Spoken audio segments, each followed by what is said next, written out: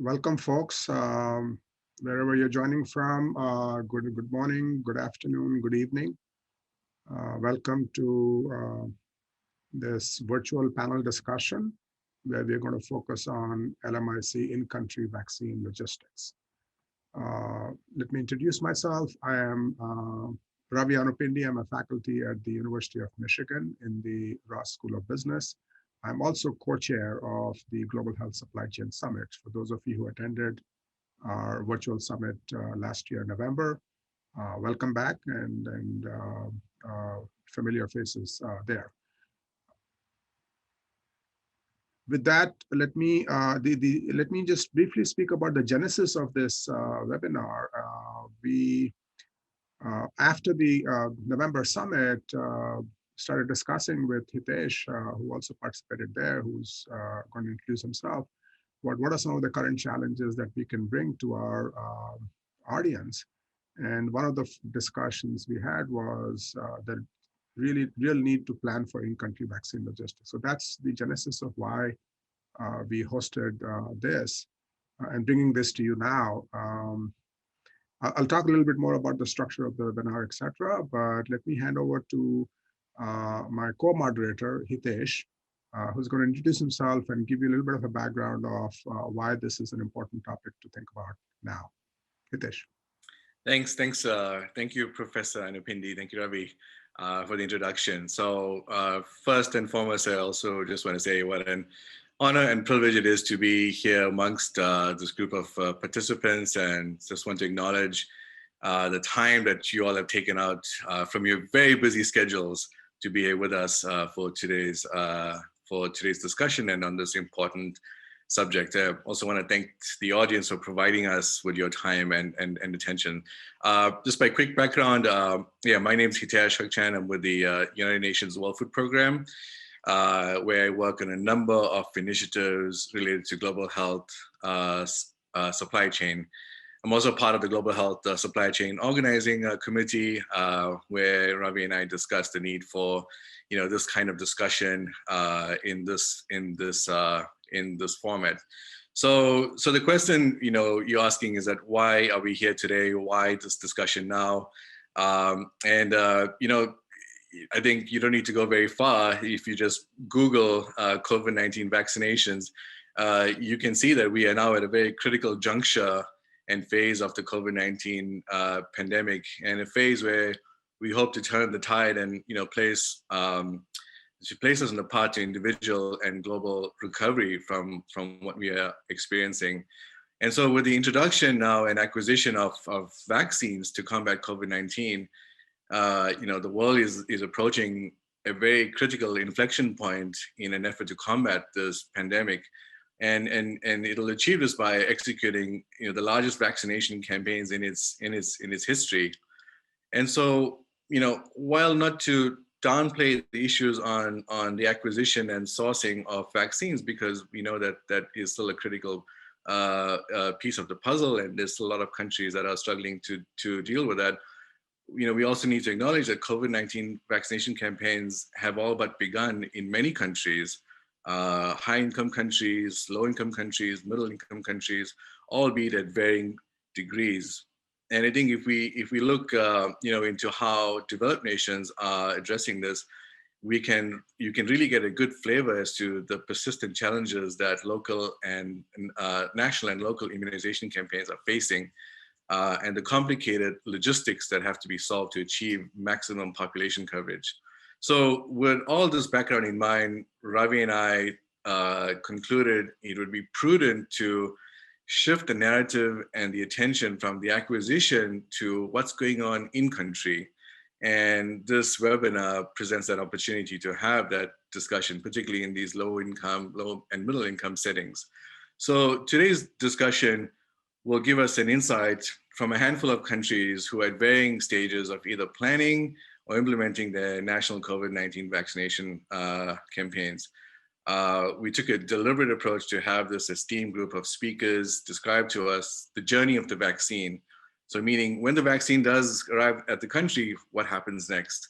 And as we will predict now with significant volumes coming through various sources, how a country is planning to achieve this monumental feat. So today's discussion again will focus on issues related to final mile logistics, information management, product traceability, cold chain storage and infrastructure, human resources, and I think more importantly, what risk mitigation strategies are being considered to solve for this very complicated issue. And so without further ado, I welcome you all to this webinar and offer thanks again to the speakers. And I hope you enjoy the discussion. So Ravi, back to you. Yeah, thanks, Hitesh. Just before I kick this off, just want to thank all the panelists who have given their precious time, and just a few words on how we have structured this discussion today. There are two pieces to the discussion about logistics for vaccines. There is the global architecture piece, because countries have to interface with some of the global issues, that is getting the vaccines into the country. So the first part of the discussion will focus on that global architecture, and we will have speakers from Africa CDC, GAVI, and the World Food Program talk a little bit about the global architecture that connects into the first port of entry into the in a specific country. And then after that discussion, the second part of the panel discussion, then we'll switch to the in-country logistics, going from the first supply point or the port of entry to the last mile of service delivery. And really delighted to have representations from South Africa, from Rwanda, as well as from Brazil. And we also are delighted to have private sector participation, because just the massive scale up that is required here would necessarily, we will need to rely on the private sector. So we have Fit in Time representing private sector perspective as well. So that's the structure. So the first part is the global architecture. The second part is the in-country logistics. And towards the end, we will bring it all back together. So without further ado, let me introduce the first three speakers to talk about the global architecture. And first, we will have Mike Bryson from GAVI. Mike supports GAVI to update and deliver on its cold chain strategy in the context of COVID-19 and the GAVI 5.0 replenishment. Following Mike, we will have Dr. Ouma, who is the Deputy Director of Africa CDC. It's a specialized agency within the African Union, and where they work with AU member states and other partners, leading a team of experts in securing Africa's health through effective preparedness, early detection, and rapid response to disease outbreaks and public health emergencies across the continent of Africa. It's extensive experience in public health and social and development agenda, and previously he worked as an advisor to the WHO Director General. And our third speaker will be Alvaro Villanueva. He's a senior supply chain specialist with the World Food Program. He has a passion for incorporating logistics and new technologies into humanitarian operations.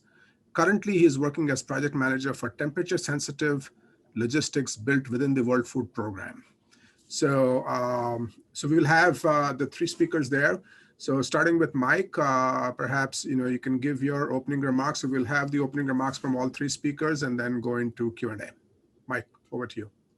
Great, thank you. And thank you to the moderator, to the other panelists for the pleasure of being here with them, and to everyone in the audience for the opportunity to speak to you today. As Ravi mentioned, my name is Mike Bryson, and I'm one of GAVI's supply chain technical leads within the health systems and immunization strengthening team, focusing on COVID-19 supply chain and particularly cold chain. With my opening remarks, I want to provide a quick orientation to the Kovacs model itself, and then get into the country readiness aspects with a focus on supply chain, and finally flag a few areas for particular attention. So Kovacs, for those who aren't fully familiar with it, is one of the three pillars of the Access to COVID-19 Tools Accelerator, or ACT Accelerator, which was launched in April 2020 by the WHO, the European Commission, and France in response to the pandemic. The COVAX pillar is really the vaccine aspect of the ACT. Coordinated by GAVI, the Coalition for Epidemic Preparedness and Innovations, CEPI, UNICEF, and the WHO, COVAX aims to achieve large-scale and equitable access to COVID-19 vaccine. The initial aim is to have 2 billion doses available to countries by the end of 2021, which should be enough to protect high-risk and vulnerable people, as well as frontline healthcare workers. It does this by acting as a platform to support research, development, and manufacturing of a wide range of vaccine candidates, as well as negotiating their pricing. For lower income funded nations who would otherwise be unable to afford these vaccines, there's an entirely separate funding mechanism, the GAVI COVAX AMC, Advanced Market Commitment, which will support access to COVID-19 vaccines in cooperation with other mechanisms, such as what the AU and other multilaterals are doing. Self-financing countries also have an opportunity to participate. Receiving doses can to protect a certain proportion of their population, depending on how much they buy into the platform. Combined, this mechanism allows it for all countries to access vaccine, regardless of their abilities to pay. Today, we are seeing a major milestone on the progress towards COVAX targets. 600,000 doses of COVID-19 vaccine were delivered through COVAX to Ghana today, and millions more doses are shortly on their way to other countries as the first deliveries come out of the AZ vaccine are being rolled out, as well as some others associated with Pfizer. It's an exciting step, but that initial delivery to Ghana represents only 0.0003% of the doses we hope to deliver this year. So there's still a long way to go. And that's where I'll take the pivot into the country readiness aspect. If the COVAX superstructure is about delivering the doses, it's equally important that we understand how we are supporting countries to have the resources and means to deliver them to the populations that need them. And here I want to tee up a key part of the COVAX and ACT operating model that I think is very relevant for this supply chain community, that there should be no idle doses. That is, we want a supply chain at global and country level that is always working to get vaccines to the populations that consume them with as little friction as possible. That means minimizing the time they spend at manufacturer warehouses, central vaccine stores, and lower level storage points. We always want them to be moving towards the population that they can consume them so that nothing is sitting idle in a store. For the country level support aspects of that, at the global level, that is coordinated in large part through the Country Readiness and Delivery Workstream. Co-led by the WHO, UNICEF, and with support of GAVI Secretariat, this is the main clearing point for partners to work together to develop global and at regional levels to develop and disseminate global goods and support all countries and economies prepare for COVID-19 vaccination introduction, which includes a dedicated group on supply and logistics, which some people in this call and members of this panel are participants of. GAVI itself has been putting funding towards some aspects of this directly. So as many of us call are aware, in September 2020, the GAVI board made available $150 million for catalytic technical assistance and CCE support in pursuit of COVID-19 readiness, roughly equally divided between the two areas. Since December, countries have been submitting applications for CCE support, and we've received over 40 submissions. This will allow countries to build up the upper levels of their supply chain with sufficient capacity to receive large shipments of vaccine, built around the 2 to 8 vaccine profile that we expect to represent over 98% of the doses coming through COVAX. It also enables procurement of monitoring devices, passive transport storage units, and for countries that might not be able to deploy additional equipment, leasing solutions to close urgent capacity gaps.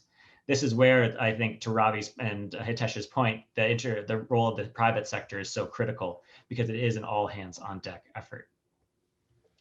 With my last few minutes here before I hand over to the other panelists, I want to flag where GAVI sees some of the key areas for action as we're going forward. And to tee that up, I'll call it the sheer scale of what we as a community and as a global health logistics community are attempting. The average routine immunization vaccine targets the national birth cohort each year, which is around 2 to 4% of the population. Even if it's opening bid, COVAX alone, not to say nothing of bilaterals and contributions from the AU and others, is trying to reach 5 times that population, and a diverse set of target populations that's not as easily identified as a birth cohort. In addition, countries may end up delivering multiple vaccines in parallel, which will require systems that track who and where those vaccines should be going to. As such, I think there are 3 things that I would call out for the supply chain community and we can take into this discussion. The first is that we do need to ensure that foundational tools and resources are there. Cold chain capacity is a great example of this, as TCE bottlenecks will force supply chain managers to take hard decisions that increase the friction in the system. But stock management tools are also essential. We need to make sure that we can track consumption, plan for deliveries, and ensure product is moving and safe. These fundamentals need to be there and make sure that we're mobilizing the resources and the time to get them in place as vaccine rollouts are ongoing. The second is to ensure resources are also available at the last mile. I think the sheer volume of doses has put a large focus on central stores and upper levels of the system, but equally important is how the lower level of the system enables service delivery. That means how the fleet and the district level logisticians and others that transport vaccine to the point of delivery are integrated into the system of stock tracking and distribution to make sure the vaccine is available, safe, and reaches there on time. And the last is to recognize the unique challenges the COVID vaccine context is providing and how that challenges some of our usual assumptions. The most easy example of this is that traditional vaccines have not really been at risk of falsification and diversion. It's relatively rare to see vaccine shipments that are diverted or replaced with a falsified product. That is not going to be the case for COVID-19, and we're already seeing reports of this happening.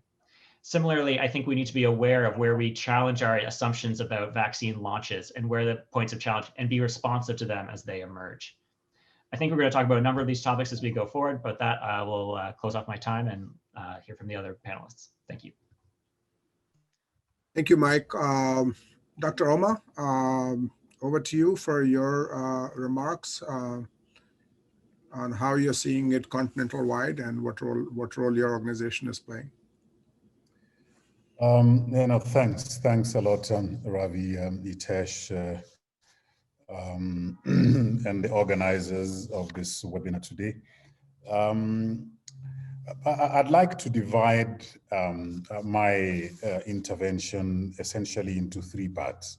First is what, as Africa CDC, we are doing currently, and then I will shift into what we are planning in as far as the delivery is concerned, and then I'll speak a little bit about what will make that successful. Africa CDC, as has been explained, is a specialized institution of the African Union, 4 years old last month, and its broadly responds to public health emergencies on the continent. In as far as this, in fact, it is good to also say that Africa CDC was born out of the Ebola virus disease crisis in West Africa in 2014, 2016. Now, this pandemic has arrived at a time when Africa really needed the kind of coordination that we have brought onto the table. And in as far as the pandemic is concerned, we've done a lot of things. I will only highlight three. First is we developed the Africa Joint Continental Strategy for COVID-19 outbreak.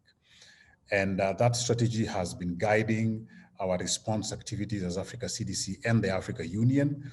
And indeed, a key part of that has been coordination of all actors on the continent so that we have had a very, very good solidarity amongst the member states in as far as implementation of the strategy is concerned. The second I would like to highlight is that we have launched various strategies, various plans, initiatives across this last 1 year, which were aimed at tackling different parts of pandemic response. And our website has a lot of those details. There are about 8, in fact, as we speak. And the last thing I would like to say is that we, of all those initiatives, the one that is relevant to our discussion today is the COVID-19 vaccine strategy for Africa, which has several pillars, and one of them is delivery, which is a point of discussion today. So we've done a lot, and the numbers show that this coordination has actually resulted in the low figures that you're seeing. It could have been a lot worse if it was not coordinated. One of the initiatives of Africa CDC and Africa Union is the Africa Vaccine Acquisition Task Team. This is a team that has been established by the then President of the Africa Union, President Cyril Ramaphosa of South Africa. This task team was given very clear objective of ensuring that we secure enough doses of vaccines for Africa. Our target is 60% of the population, and that means 800 odd vaccine doses that we need on the continent. The team has really done a good job, and as we speak, we are over 700 million doses procured. And this means just over 350 million of the population will be vaccinated with these doses. We still have quite a long way to go, but the team is working well, engaging with all manufacturers, assessing their data, negotiating prices, and then making those doses available on the basis of population for each African member state. Now, what really this discussion is about is another initiative, which is for vaccine delivery. We have the Africa Vaccine Delivery Alliance, which brings together a very broad group of players, technical institutions, including ourselves as Africa CDC and WHO, indeed UNICEF, GAVI on board. Then logistics institutions, WFP is a good example. The private sector that do logistics in a large scale are also a part of this grouping. And this group essentially is looking at this part of the discussion that we are having. How do we ensure that we are having delivery of vaccines in an efficient way? And how do we ensure that all the logistics are in place? I'll highlight a few things that we have done as Africa CDC in trying to make this a reality. And I'll divide it into two. One is from the manufacturer to the airport of an African country. Here, large players like WFP, DHL are really going to be useful in ensuring that that happens and safely. So that when the vaccines are arriving, the cold chain has been maintained and therefore there are no losses. And when vaccines are arriving, they are ready to be transferred from the airport to the points of vaccination. And this is part of what AVDA is discussing at the moment. The second part of this is how do you get it from the airport to the vaccination point? And I think the colleague from Kovacs says it very well that we don't want vaccines that are being stored unless there's a really force majeure that makes it impossible to get it into the arms of citizens. What we are working with countries to do now is to ensure that as soon as the vaccines arrive, they are distributed in a pre-arranged manner to the points of vaccination, thawed, and immediately jabbed into awaiting citizens' arms. This is the only way of making sure that the system does not get clogged. We do not end up with any wastage of vaccines, and also we achieve the proportions that we think scientifically so are going to give us herd immunity in the shortest possible way. The third thing that we are doing as Africa CDC is we are not only mapping what needs to be done, but the costs of doing those particular activities at country level. The big transportation from the manufacturer to the airport, this is relatively easy to estimate, but then the complexities of after arrival, where are the points of vaccination? Are the health workers ready? Are the swabs, the needles, the syringes, the disposal units, are they ready? Can we be able to collect data effectively, whether it is data of who gets what or data of those that may be able to have adverse reactions. So all these we are working on with our member states on the continent, so they are ready. And we have already issued some guidelines around this, and we are finalizing the training packages that we are going to use in the training. Finally is around a collaboration. We must do this together. One big lesson we learned with Ebola in West Africa in 2014 is that when everyone is driving in their own direction, you don't make any movement. And this time, Africa CDC is present. We are coordinating very closely with all the players, ensuring that our heads of states are fully aligned, our ministers are fully aligned. That way, policy at country level becomes a good recipient to the vaccines and vaccination when the time comes. So we are in very, very close consultation with all players, including the private sector, and the MTN's very significant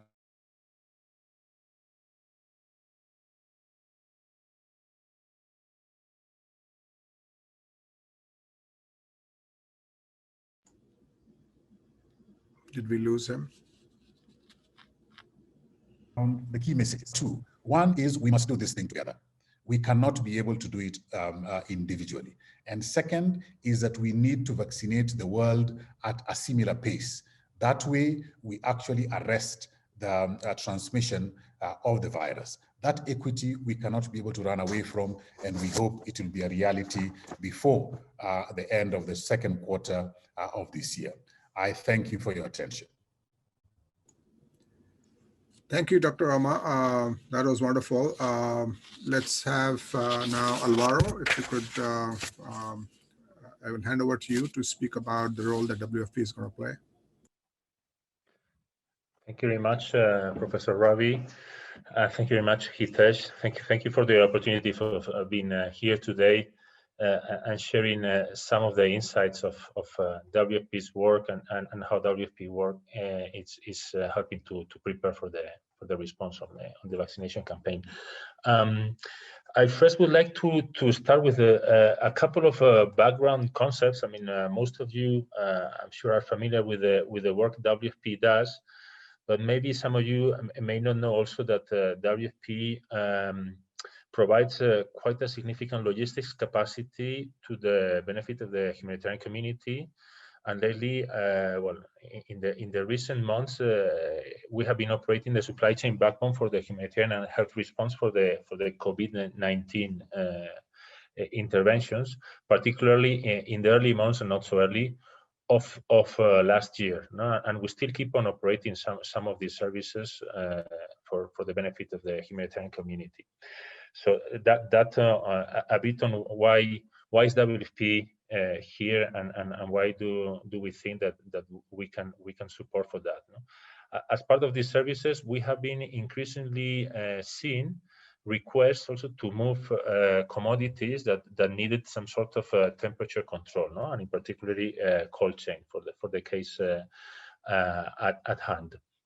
It's also worth mentioning that WFP provides the UNHRD network, a network of humanitarian response depots that consists of a series of prepositioning of locations where we preposition stocks, and the humanitarian organizations can also utilize to preposition their own stocks.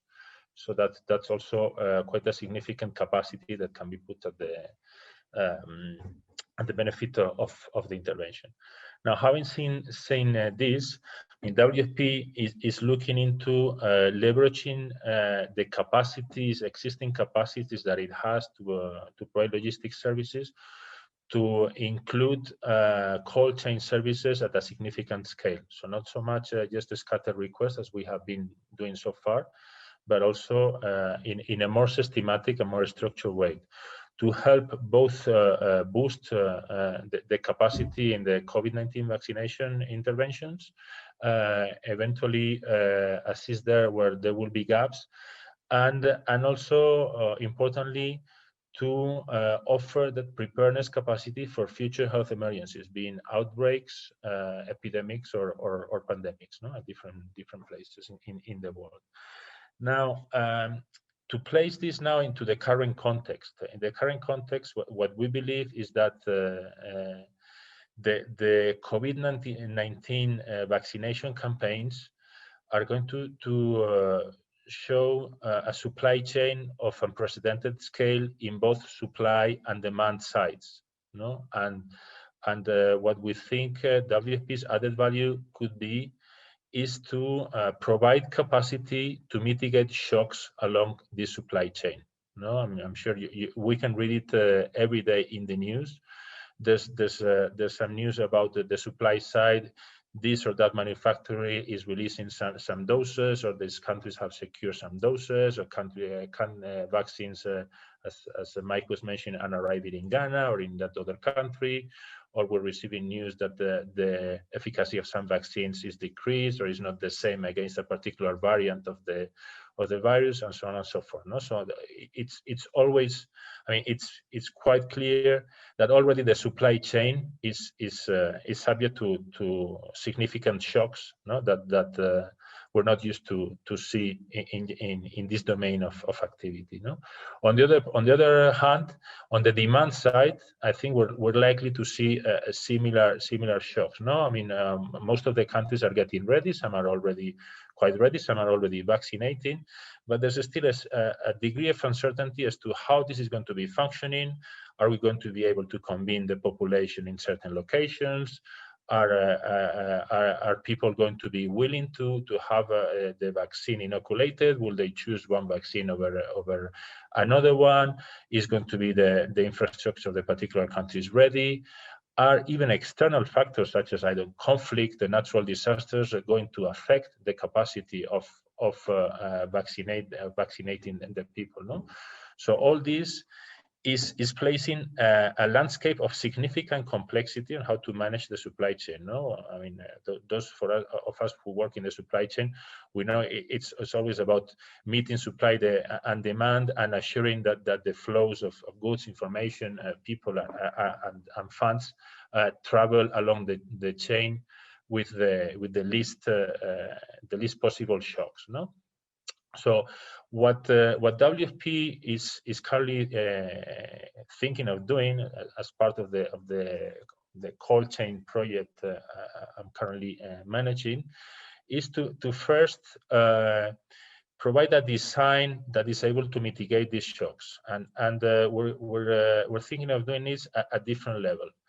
First, in the upstream part, we're thinking of building or leveraging the capacity of the humanitarian response depots to increase the capacity to stock cold chain items, requiring cold chain items, and even providing also that capacity as staging areas where we could eventually link the supply of vaccines to the supply of ancillary items that could eventually be prepositioned there, if there's a need to kit some particular items together, or even to rearrange split shipments, other tasks that may become needy in case of shocks in the chain. No, and I always like to put a very visual example. No, now that we're talking about allocations and vaccines arriving to particular countries, imagine that there's a supply that is being planned for a particular country A, of X vaccines come in the first month, and then again the same amount of vaccines come in the second month. If for whatever reason, I mean, let's imagine the first shipment goes okay, the vaccines arrive to country A, they're all there, they all arrive to the central medical store, and then the country starts to vaccinate. No, and in the meantime, new vaccines are being manufactured and are ready to be shipped into that country for the following month. But for a number of reasons, some of which I just mentioned before, it could be that this country was not able to utilize all of these vaccines and still has some of the vaccines in its stocks. And maybe it has not that much absorption capacity to receive the second shipment. That's why where we think these upstream storage hubs could become handy to be used as staging areas to, if needed, adapt the planning of the deliveries to the absorption capacities that are yet to be tested at this scale in the different countries. No? Also, we see that some of the countries may not, I mean, may be of a scale that may make it more complex to arrange shipments in a structured way. And I'm thinking particularly of small countries or countries that, especially in the context of COVID-19, are not well catered in terms of the commercial routes or the transport means that can be reached. No, I think of small Pacific island states, or the same Caribbean states, or even smaller countries in other continents. No, when we're thinking of sending vaccines, maybe for 5% of the population, because that is what the allocation round is foreseen. They may that may be a small quantity, and it may not be easy to find means of shipping these vaccines directly from the factory to these countries. No, so to provide the staging areas where we could eventually consolidate shipments, or even staging areas that are closer to these countries where we could temporarily stock these vaccines and schedule higher frequency, lower volume dispatches to these countries. It's something that could become handy. No, that I think it's going to be useful. And at the end of the day, and you will see it's all along our build. The three overarching principles that we try to factor in our build are flexibility, agility, and scalability. Flexibility, because of the changing context, we really don't know how the situation is to unfold. Obviously, everyone is trying to plan to the best capacity possible, but there's still a number of uncertainties, and it's we'll learn the road as we travel through it. No, the other thing is agility, because we will need to react quickly to the changing conditions, and the third one is scalability. No, I mean, we know that this is an endeavor of a scale of a demand that we haven't seen before. No, even in the biggest EPI campaigns, we have never reached numbers that we're planning in this as part of the COVID-19 vaccination campaign. So we think that this first stone of providing these hubs that they could be used as a buffer to mitigate shocks or waves along the supply chain could be of use. The second block would be of propositioning a set of pharma-grade reefers in certain locations around the world, closer to the areas where we think the capacities will be the weakest. So we're thinking of setting up a proposition stock of reefers in Eastern Africa, in Western Africa, in Central America, in the Middle East, and eventually also in the Far East, so that these reefers can be quickly deployed to the first port of entry and even farther downstream in countries that will require a sudden boosting capacity of their storage means. No, and again, to mitigate these shocks or to mitigate unforeseen events that may happen while the country is vaccinating, is currently endeavoring into its vaccination campaigns. No, obviously this needs to be built on the back of a provision of service and of expertise that we're also working on. No, building the capacity of our workforce, setting up the information systems, the traceability capacity, and the capacity to guarantee the quality and to be fully certified in the portfolio of services that will be delivering. And we're already seeing signals of countries that are reaching out for support because this or that particular area or block of the vaccination campaign is presenting some gaps. And last but not least, I mean, I think this also presents an opportunity to bringing in innovation, to also leave a legacy after the intervention. There's going to be significant investment efforts, not only by WFP, but I think by all of the actors present in this session today. So to look into how we can leave a footprint that leaves a much bigger, a much sturdier capacity than we currently have, I think is also key into the success of the vaccination campaign. And this is basically what I wanted to share as a means of introduction, and then I will be very happy to take questions and participate in the discussion. Thank you very much. Yeah, Thanks a lot, Alvaro. We will now switch to some question answers. We will mix it up. We see some good questions in the Q&A box, but also as moderators, we had some questions. So we'll mix those things up. And to the attendees, please feel free to type in your questions in the Q&A box. Hitesh, you want to kick off with some questions? Yeah, let's do that. So a couple of questions in the chat box. First one for GAVI. So I'll just post two, and then we can take an answer, and then we'll go over to Ravi thereafter. For Mike, to support the vision of idle vaccines, what are the supply chain metrics you are looking to employ to monitor that agile supply chain? So that's the first question for Mike, and then I'll just pose another question for Dr. Ouma. Dr. Ouma, thank you for describing the ambitions of the Africa Union and Africa CDC. It would be also nice to articulate, how is it that Africa Union and CDC will ensure that level of deliberate, coordination, with Kovacs, for example, and even how do you see that playing out in the countries, particularly as now we are focusing these issues on final mile supply chain and all the issues that were described by Alvaro and Mike as well. So if you could maybe provide some insights into that, that would be helpful. So maybe Mike, if you can go first, and then Dr. Ouma a second. Great, thanks, Hitesh, and thanks, Marasi, for that question. It's a great one.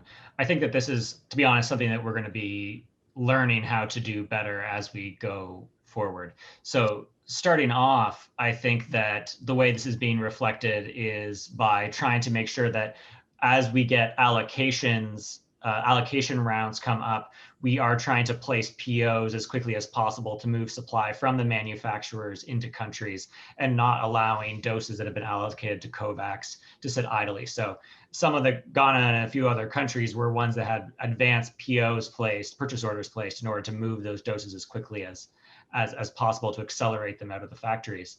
I think that when we talk about the in-country level, the electronic joint reporting framework has been updated to capture some of this data and to understand where consumption is. I think we're going to need that close coordination with UNICEF SD to understand how we're seeing consumption trends and availability at central level stores intersect with the delivery timing that we're making shipments to countries, so that countries are always getting the amount they can absorb, but no more, so that we can allocate those doses to other countries that have the space, not to allocate, but deliver that as the countries have space, and that countries don't exceed their cold chain capacity or other absorption limit, which is obviously going to be a challenge when we have countries have bilaterals, they have doses coming from multiple suppliers and multiple funders. So really something we're going to have to stay on top of and learn. In terms of the in-country agile supply chain, I think that's a work in progress, and we're going to have to do that as we build out the tools and the capacity to track how these flows are going through. So I think something for us to be looking into over the coming months as these first rounds get out there. Over.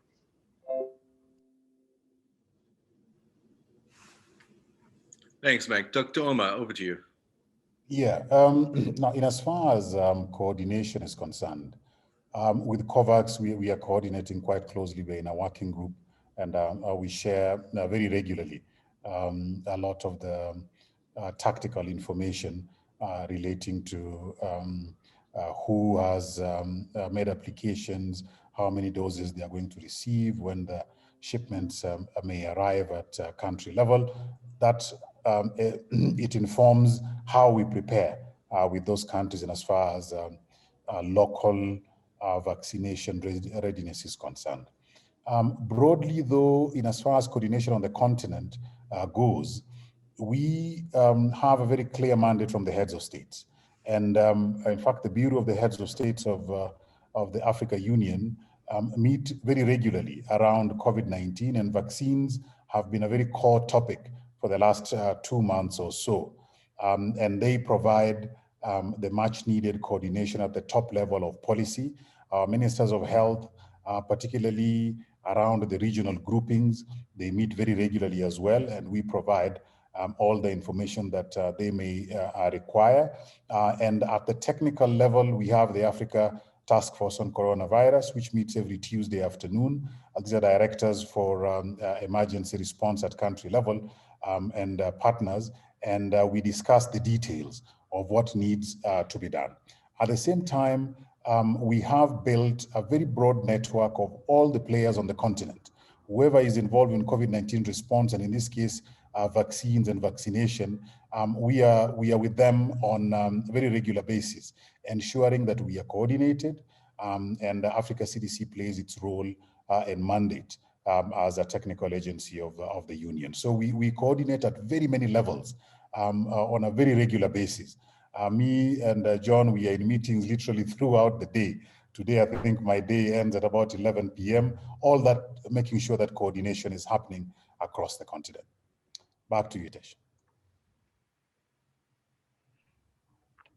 Ravi, back to you. Yeah, thank you. Couple of general questions. There's the Q&A box is just exploding. So Hitesh, if you could watch that and maybe pick up a few questions from there. But let me ask a couple of things. So Alvaro, you mentioned a lot about what I liked, this idea of, flexibility, agility, and reliability. So that will require obviously a lot of information exchange. And Mike and Dr. Ouma, you talked a lot about the coordination piece as well. So if you're structuring the whole supply chain for flow, I mean, you don't want, as Dr. Ouma said, any choke points where vaccines get stuck. And Alvaro, you're talking about all these, pharma grade reefers at strategic locations that you want to position. Could you speak a little bit about how you're coordinating that with the different countries? Are you working with the Dr. Ouma's group on that? What role is, who's financing this? How is this working out? That positioning of these capacity. And one question, Dr. Ouma, I would ask you is, there is a thing that has not been addressed is countries still need to approve the usage of that vaccine. So there is that regulatory stuff that needs to happen, and that itself could become a bottleneck of vaccine movements into a country, right? So how are you kind of engaging the countries on that issue? But Alvaro, first, maybe you can speak to that, and then we can get to Dr. Ouma. Thank you, Professor.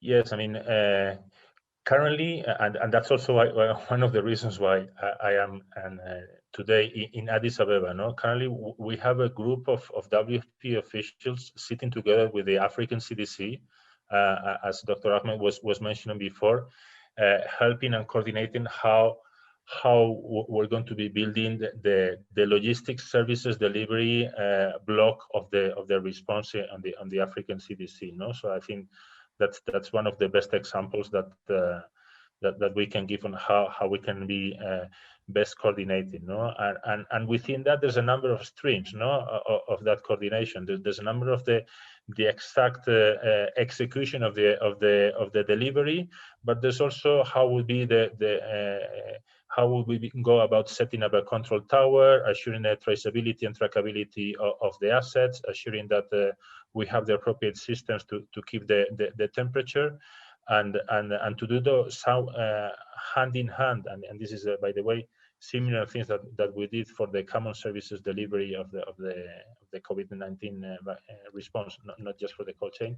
So we have experience of working together, sitting with partners, and building these services together. So I think that's the recipe for success. No, and in terms also of the use of the reefers, I think there's a couple of again of ideas beyond that. I mean, the concept that drives is to provide, as I mentioned, agility, flexibility, and scalability. But I would say there's a couple of prerequisites that the deployment of the reefers will need and will be, which is it needs to be, let's say, pertinent, and so this is an investment that WFP has done at risk, and it puts at the benefit of the community to be used as an asset in the cold chain infrastructure. But it needs to be requested as a result of an assessment that it has been identified that there's a particular gap and it needs to be also complementary. So it means that the relevant actors such as WHO, UNICEF, and the relevant health authorities of the particular country where these reefers would be located actually endorse that request and endorse that need. No? And because we think that this is likely to happen for the number of reasons that I explained before, we are happy to do this investment at risk, because we think this speed is going to be of the essence. So to have these assets closer to where the final location of need would be, I think is going to be a significant advantage. And also because they're assets that they could be used for 3 months, but they could be used also for 10 years or more, no? Because they provide some capacity that they could be longer lasting than some of the other infrastructure that we see nowadays. They can also be operated at as low as -40 degrees, although that brings a number of other complexities in terms of staff safety. But they could be set at -20 or either at 2 to 8, so they could be catered for a significant coverage of most of the vaccines that we'll see. No? Over to you, Professor. Yeah, thank you, Alvaro. Dr. Ouma, if you could just very briefly address the regulatory landscape for approvals, because without that, there isn't much flow. You can order all you want. Absolutely, absolutely. And in fact, it is a prerequisite for us as Africa CDC, Africa Union, that although we are negotiating with vaccines manufacturers and securing numbers of doses from each whose data we are happy with, the next step is to ensure that each country that is making an order also initiates the emergency use authorization by their own regulatory authorities. We have not seen any problem so far because they have been relying in a very significant way to our expert advice. Those that are actually looking at the data and then providing Africa CDC with their thoughts on what each vaccine candidate represents in as far as use in Africa is concerned.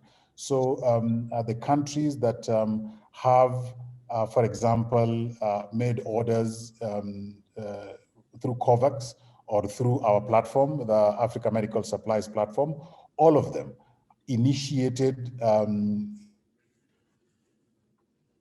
in their own countries. And we do not accept for any vaccines to be shipped to a country before they have issued that emergency use authorization through their local regulatory systems. So far, it has been quite smooth. We are not finding any problems at all. Thank you. So there are lots of questions in the chat box, in the Q&A box, but I think there's 2 general themes that are emerging. One is, it is quite evident that the information exchange that is necessary either through LMIS or whatever else, and you talked about control tower, is super critical to ensuring flow of vaccines and also to prevent counterfeiting and diversion and things like that. What technologies are being used? How do you assess an information system readiness of a country is kind of one major issue that many people have raised in the Q&A session. And one question that keeps coming up is, maybe this is to Dr. Ouma, so when will countries actually start vaccinating?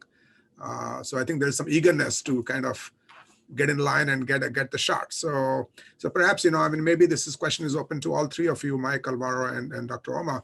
This whole information architecture, which seems to have multiple components to it, because there is the global piece, there's also in-country piece, and I'm sure the in-country folks will also address that issue when we get there. But maybe a few thoughts on that, and then maybe Dr. Ouma, because there is some eagerness to get the vaccination. So what's going to happen, right? So I don't know. I mean, maybe Dr. Ouma, you can start that, and maybe have Mike and Alvaro speak to that as well on the IT architecture. Yes. Maybe I can start. I think it is important to note that through bilateral arrangements, we already have quite a number of countries that are already vaccinating on the continent. There may be about 7 or 8 or thereabout. We are not directly involved in those bilateral arrangements, but there are countries that are already doing vaccination. The second thing I would say is that with the delivery of the first Kovacs doses arriving in Africa from this week, and with the arrival of those that have been procured through our platform starting late next week and in the first half of March, vaccination is not only started, but will pick up during the transition between the first and the second quarters of this year. And we are preparing for that to ensure that countries and their points of vaccinations are ready to receive the vaccines and then to begin the vaccinations. It is complex, but if it is broken down, it is not as complex. It's certainly not easy because of the sheer numbers involved and the fact that you're dealing with adults and you're dealing with multiple vaccines at the same time. But if it is broken down, it is less complex. And we are reasonably satisfied that vaccination will start relatively smoothly on the continent because the number of doses that are being received are not huge. They can be able to be planned for quite effectively. But most countries will start late March, early April. Thank you. Thank you. Mike or Alvaro, anything you want to speak to about the IT architecture that, yeah. Well, I think that Dr. Ouma's point is extremely well taken. When we're talking about these first initial doses, the volumes are quite small and are comparable or sometimes even less than what many countries would be familiar with from SIAs and other product surges that they would have managed in the past. It's really when we get into the second half of the year that the volumes are going to start ramping up and be really taxing country systems, and the need for some of that extra layer of support, whether it's physical infrastructure or IT infrastructure is going to be most critical. But in terms of the IT systems that need to be in place, I think many countries are going to get, when they've received their first doses, if they don't already have an ELMIS or an SMT set up that handles this product, they're going to rapidly realize that paper systems and other manual ones are going to struggle under it. And we're hopefully going to see that surge of effort in the coming months to get those systems ready for that really big push of doses that's going to come in the latter part of the year. And it's going to be important that the global donor community and resources are made available to them, as well as the technical support from UNICEF and Africa CDC and these other organizations to help countries make decisions about where to best sink their effort. And so I think that's really on a lot of us at the global level to make sure that that guidance and those assets are available to help inform countries at where they can best put their efforts. Great. Thanks, Mike. Alvaro, your thoughts? Yeah, on our side, what I can say is that we are already working on developing or upgrading some of the existing systems that we have been currently using for our common services for other commodities. So we're already in contact with different 3PLs to understand what kind of information systems they're using, and what would it take to build APIs to link it with our own systems. We're also working again with the African CDC and the AMSP to see what kind of system they're using and how we can build a pastoral so that we assure a fluent flow of data from both sides to provide visibility on the supply part. We're also working with different suppliers of temperature and geo-tracking devices so that we can assure availability of this data and input that into the systems. And more importantly, the architecture that we're building in an information systems provides for an easy way of making available this data to partners so that they can feed their own systems. And what I say, I mean, and building also on what Mike and Dr. Ahmed were saying, we're still at early stages, and unfortunately, we don't have the luxury of time, no? But hopefully, as we travel, we're going to be building more robust systems. And again, I bring my point of legacy, no? I think we also need to try to build systems that are going to be, at very minimum, not to have a burden on the countries after the interventions, and aiming at leaving better capacities after that. So I think on the back of our minds, we also should have the question as to how it's going to be the sustainability and how these systems are going to be operated after the massive flow of vaccines is over. No? Thank you. Ravi, you're on mute. Thank you, Alvaro, and all the speakers, Mike, Dr. Ouma. At this point, we would like to pivot to the discussion on in-country logistics. So I will hand over to Hitesh, and we will get the in-country panelists online. And then, but we will bring everything back together towards the end, last 10, 15 minutes, to connect both the global and the in-country stuff. Hitesh, over to you. Thank you, Ravi. Yes, so on to the next session, and also honored to introduce the following panelists. So first we'll hear from Ms. Khatija Jamaluddin, who is a director at the National Department of Health in South Africa.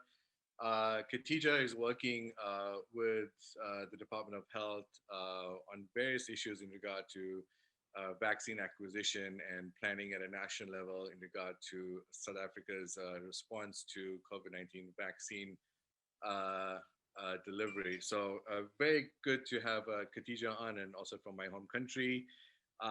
Then we'll have Dr. Felix Sayinzoga from the Ministry of Health in Rwanda. Dr. Sayinzoga is an epidemiologist, serves as a division manager of Maternal and Child and Community Health Division within the Rwanda Biomedical Center, which is the implementing entity of the Rwanda Ministry of Health. We'll also hear from Dr. Betina Durovni, who is a COVID-19 emergency operation, who is at the COVID-19 Emergency Operations Center, Municipal Secretary of Health in Rio de Janeiro in Brazil, and Dr. Betina will provide a perspective on the COVID-19 vaccine operations, deployment operations in Rio. And finally, we'll hear from Mr. Shamit Shah, who is the Group Managing Director for Freight in Time. And Shamit is based in East Africa and runs a private regional logistics company employing over 350 employees and offering service multiple cold chain services to the agricultural sector as well as the medicines market. Has worked in countries and has offices in Kenya, Tanzania, Uganda, Rwanda, Burundi, South Sudan, Djibouti, and Ethiopia. And he has extensive experience in handling pharmaceutical and cold chain products. And so we'll hear from Shamit and all the speakers on their experiences on this important subject. So without further ado, I'd like to hand over to Khatija. Khatija, I see you online, so the floor is yours. So thank you very much, Hitesh, and good evening, good morning, good evening, colleagues. I just want to confirm that you can see my slides. Yes, we can see you. Okay, great stuff. I'm just going to put on slide share.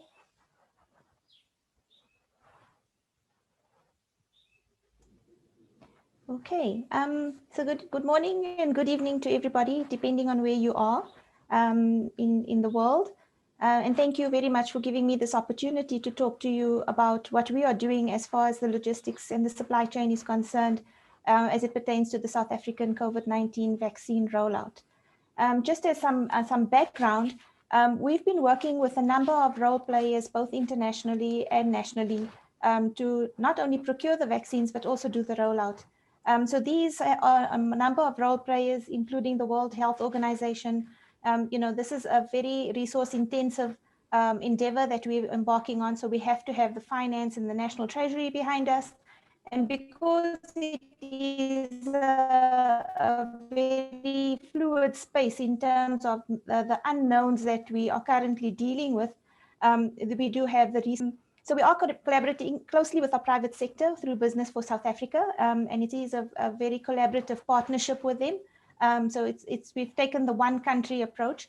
So as people may know, we do have a two-tiered health system in South Africa, but as it pertains to vaccines, it's one vaccine for everyone. So we have provided a lot of insight into how to register the vaccine sites, getting the master facility list, getting the vaccinators on site, training the vaccinators, etc., and also looking at the supply chain in terms of implementing the informed push model for the supply of the vaccines. And a little later, I'll just talk about the systems that we have currently in place. So just in terms of the procurement mechanism, there are a number of pool procurement mechanisms which we are participating in, one being the Kovacs facility, and then the Africa, and as with most countries, we do have bilateral agreements already in either that we've concluded or that we're in the busy negotiating. And everybody knows about the AstraZeneca vaccine, which we procure from Serum Institute, and then consequently the changeover to the Johnson & Johnson vaccine and then the Pfizer vaccine. So how to scale up what is current to immunizing the entire population? So, vaccination in many parts of the world is not new. And I think many countries have pediatric programs, pediatric immunization programs, which they've implemented over the years. But this is different because we have never done a mass adult vaccination program. And therefore, and given the supply constraints that we currently have, given the dearth in the data that we have, that will inform the safe and effective use of the vaccine, we've embarked on a phased approach into the healthcare workers first, because they are facing the brunt of the pandemic, given the number of healthcare workers that have passed on or are suffering as a result of having been infected. In phase 2, we will then look at the essential health workers, those in congregate settings, people over 65, and then those over 18 years with comorbidities.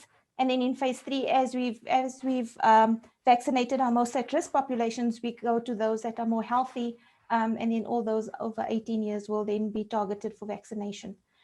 So this is not to scale, so please don't take it as this is just trying to graphically demonstrate how the scale up will happen. So we are starting slow, and everybody, I'm sure you've read in the media, etc., that we are busy immunizing our healthcare workers as part of a phase 3B trial. So the safety and efficacy of the vaccine has been accepted, but we are looking at it in terms of a very practical setting in terms of implementation in healthcare workers. So we're starting off slow, and this week we will have immunized 40,000 of our healthcare workers. And as more doses come to South Africa, we will be expanding on that. As the vaccine becomes available, particularly in quarter 2 and quarter 3, we will then increase the number of vaccinations that we will be doing. Obviously, that will also then require a lot more resources to be mobilized, made available, and novel ways of making sure that vaccination actually happens. And our aim is to vaccinate people as fast as possible, especially before our flu season hits a peak, because we are trying to reduce the peak of the third wave. We had a very devastating second wave, and we don't want to relive that experience as we head towards the flu season in South Africa. So just the fast tracking of delivery, clearance, and inspection at our airports. So some of the vaccines, okay, so the first tranche of our vaccines have come in, and it's been flown through from Belgium to South Africa. And this is specifically the J&J vaccine, which we using as part of our phase 3B study. But just in terms of our importation process, we try to be as streamlined as possible, having visibility of what is coming in and what needs to be done, so that there's a smooth transition from the time that the vaccines land to where it can be stored. Obviously, the safety of those the vaccines is a big concern for us, because we don't want leakage, we don't want hijacking the truck, for example. So we make sure that all of this occurs as seamlessly as possible. So once it arrives in South Africa, we make sure that the clearance, the regulatory approval is available. So for example, in South Africa, for some of the vaccines, such as the AstraZeneca vaccine and the J&J vaccine, they do require a permit to import a genetically modified organism. So those permits we try to get cleared ahead of time. And then the vaccine gets transported to a central warehouse, where we will then do the fine distribution, the primary and secondary distribution from that point. So just in terms of the cold chain equipment needs and asset acquisition for the country, so there's a lot of work that's carrying on in the background with regard to that. What we are going to be doing, and I will talk a little bit later about that, is contracting for third-party distributors of the vaccine, because that's not a core competency of the Department of Health. So we will be contracting for that. We've developed a list of ancillary items needed, and obviously we've then done the demand planning for that in relation to the vaccines that we're going to be needing. As you know, the needles, etc. So that needs to have a proper demand plan that's aligned with the vaccines that are coming in and the cadence at which they do come in. We've set up a supplier database for some of the consumables where they are not on contract, and also for some of the things like the ice packs in the cooler boxes and the dry ice, etc. And we've developed a distribution model for the vaccines with the assistance of various stakeholders, both in public and private sector. So just the downstream cold chain logistics. So this shows the two systems that we are currently using.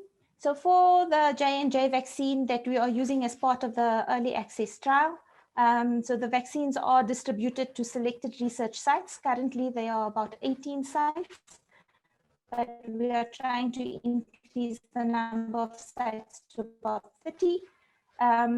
Once they reach the sites, they follow the various procedures, and then people come to the site to be vaccinated within this model.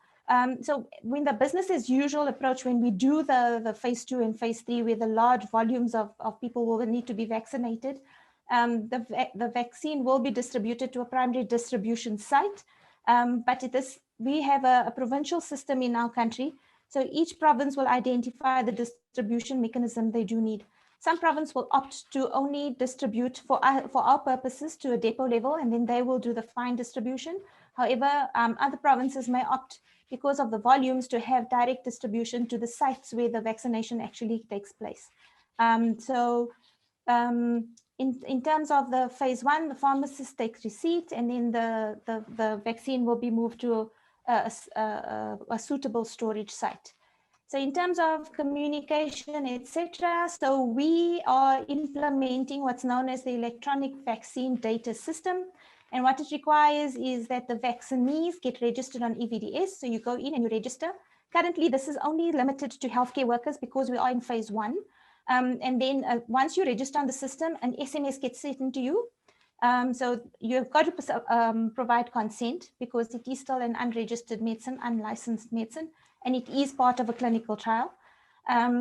So you receive your vaccination voucher, and then you get, you get notified of the site at which you have to present to get your vaccine.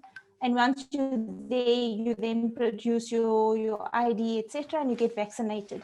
In terms of the stock management, we are using what's known as the stock visibility system. So this is not a new system in our setting. This is what we've used to get visibility of what medicines are available at all our facilities in South Africa. So there's over 3,000 facilities that are using the system. And there's a web management tool that will enable us to do the proactive management of the inventory. So I did talk about the informed push that we will be implementing. So we are going to be using that to monitor not only the vaccines, but the commodities as well. So the data that is available as far as the SVS system is concerned is displayed on our National Surveillance Center. So there's a dashboard which is web-based, and all the relevant role players who need to manage the supply chain in South Africa, and especially as it relates now to vaccine, will have access to that particular site. So just a little bit more about the EVDS, what happens, the healthcare worker registered, they get a notification sent. If there isn't electricity or connectivity at a site, then the manual forms will be used, and then it will be back captured later on. And at vaccination day, you present your ID, you get your eligibility confirmed, the vaccinator will counsel the person, and then complete the questionnaires and on the consent form, and then the vaccinator will administer the vaccine. And that in that way, we are electronically capturing and storing the data on who gets vaccine, which vaccines at which site, by who, etc. So how will private sector 3PLs be utilized in South Africa to support the vaccination program? So because this is not our core competency, and in the business as usual approach, the distribution, etc., is part of the contracting for the various medicines. We've had to change our track for the vaccines, because in terms of the purchase agreements and the Incoterms that vary across the various suppliers, we've had to manage our risks, and in terms of how we spend money in South Africa, you can't just appoint somebody to do perform a service, or you have to go out on some form of a bidding process to make sure that the process is fair and equitable. So we've published a tender for contracting of third-party logistics. It's currently available on our website. It was to have closed on the 22nd of February, but we've extended it to the 26th of February. And once this is awarded, the services will then be outsourced to assist with the distribution of our vaccines. In terms of the ancillary items for vaccine administration, etc., so there are a number of items which we need to keep our eye on, and we do know that for the various vaccines, the needles are different, the syringes are different, and also in the instance of, for example, the Pfizer vaccine, it requires a diluent, and all of these need to be monitored in terms of availability, but also making sure that the demand plan and the supply plan allows us to maintain healthy stock levels of these items. The worst thing that we can have is a vaccine in the fridge and nothing to administer to the patient because of the lack of ancillary items. And that is the end of my opening statement. Thank you, Hitesh. Thank you very much, Khatija. That was very useful and very informative regarding what's happening in South Africa. So we're going to move to the next speaker, but I would also like to encourage all those listeners and the audience to just maybe send through questions as well, and we can help field questions for the speakers. So our next speaker is Dr. Felix Sayinzoga from as I said, from the government of Rwanda. Felix, the floor is yours. Thank you very much.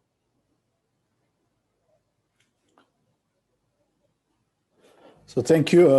Good morning or good evening, depending where you are. Thank you also for organizers for this webinar to share and learn experience from different countries. Rwanda registered the first case in March, 14 March. And as by yesterday, more than 18,325 COVID-19 cases were confirmed, and among them 17,251 recovered, and we registered 253 deaths due to COVID-19. So response efforts have been guided by the National COVID-19 Preparedness and the response plan, with an overall goal of enhancing the capacity to timely detect, and effectively respond and contain the COVID-19 pandemic, mitigate also its impact on the population, and enhance resilience health system. So in collaboration with development partners, the government of Rwanda continue to implement intervention aiming at limiting the spread of COVID-19 and its impacts on all sectors of life. And we have achieved some milestone for containing this pandemic by establishing a robust function coordination structures at a different level. And for now, we are decentralizing those efforts at provincial level, where we have command posts that deal with case management, as well as testing and the enforcement of public health and the social measures. And we have also increased the diagnostic capacity from on national laboratory to 12 laboratories, and they expand also the rapid diagnostic tests in all public and the private health facilities. So the management of COVID-19 cases was also strengthened, and the government of Rwanda deployed all efforts to set up well-equipped treatment center at central as well as decentralized levels. So now the government is prioritizing the COVID-19 vaccine as an impactful intervention in the fight against this pandemic. So to ensure access to COVID-19 vaccine, the government of Rwanda deployed all efforts to get the vaccine, and the different areas of preparedness were assessed, and these led to the development of the national deployment and the vaccination plan, which were approved through partners COVID-19 vaccine platform. And for now, Rwanda is intent to vaccinate at least 60% of the population, which equivalent to 7.8 million by 2022, to make sure that we achieve the herd immunity. So the national deployment and the vaccination plan for COVID-19 vaccine contains coordinated multi-sectoral efforts to ensure readiness in terms of adequate resource mobilization, vaccine-related logistics for the vaccine rollout, and the proper monitoring methods. So in terms of regulatory readiness, Rwanda Food and Drug Authority used existing abridged procedure to expedite the approval of the vaccine, relying on approval by US FDA, European Medicine Authority, and the WHO emergency use listing.